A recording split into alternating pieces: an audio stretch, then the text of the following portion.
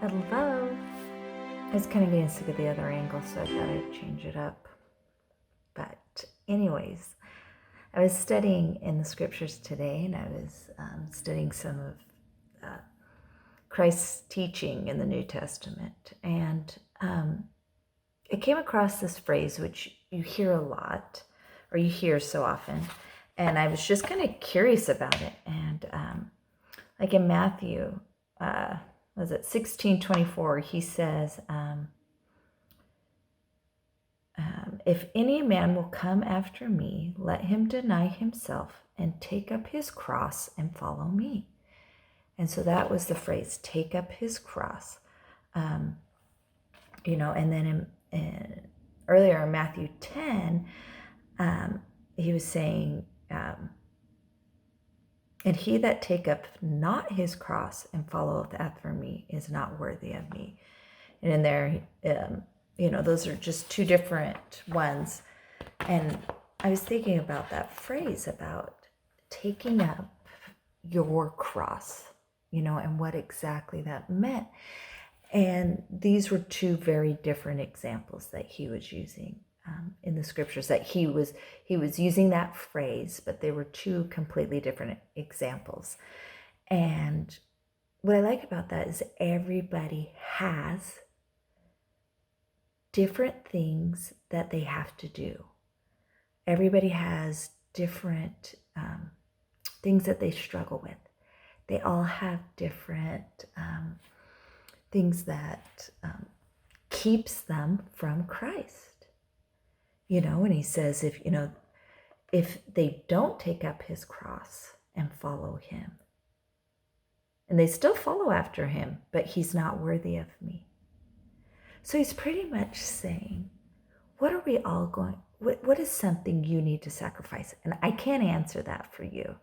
I can't answer that for anybody. I can't even answer that for my kids or my spouse. And it's something that maybe in your own life, that there's something that you maybe, what can you sacrifice? What's keeping you from following Christ, or what's keeping you sacrificing or from sacrificing? Like, it's going to be different for absolutely everybody what they do. And just because there's something you do and someone else doesn't, that doesn't mean that they're wrong because they didn't do it. And that's where you can't judge anybody. You can't judge what they do or don't do, or you just can't, because it's not your place to do that. Because something that they struggle with may not be something that you struggle with, that you can or can't do. Anyways, so I was thinking about, there was a phrase that we heard from one of the leaders of my faith, and he talked about going through and taking the debris out of your life. And, we have these huge downpour rainstorms. And because we're in an area that's very, very full of vegetation, they'll get the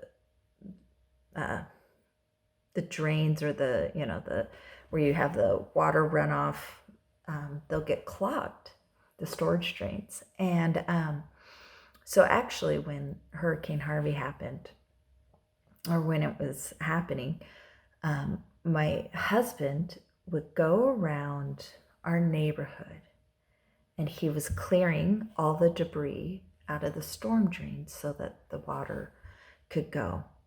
And he would have to, and on our patio, even in our backyard, we have, in the cement, we have storage drains that drains all the water off our patio. And so he would go and clear those out. And so I was thinking about, when the storms come in your life,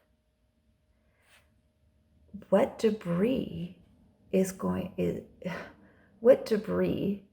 there to where then you'll feel overwhelmed and flooded? Does that make sense?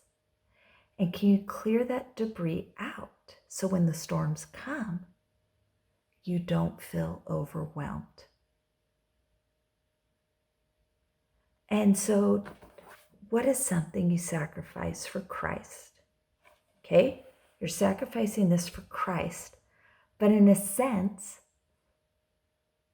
it's to help you so when those storms come, you'll be okay. So is it really a sacrifice for Christ? If that makes sense. Like, I mean, again, everybody's lives are so different, but what is something that, and not all storms cause debris and cause anxiety and cause you to feel overwhelmed and cause flooding. But sometimes there's ones that do. And what debris do you need to take out so that you could handle those things? And that's 100% personal. That's 100% between you and the Lord. And you could just pray about it and go, okay, what is it that I need to do?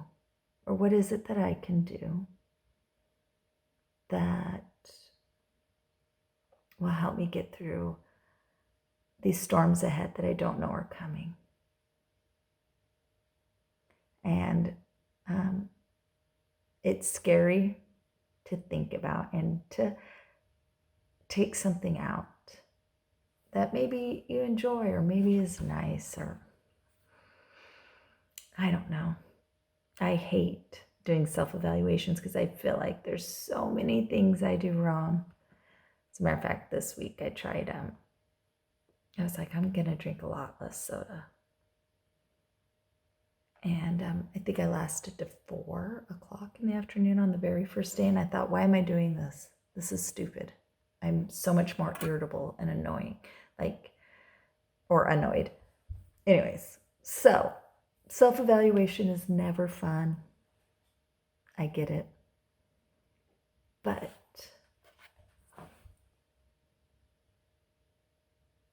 the Savior did so much for us. He's just asking what you can do for him. And that's between you and him. So, have an absolutely, absolutely wonderful, wonderful week. And thanks. Thanks for watching and supporting.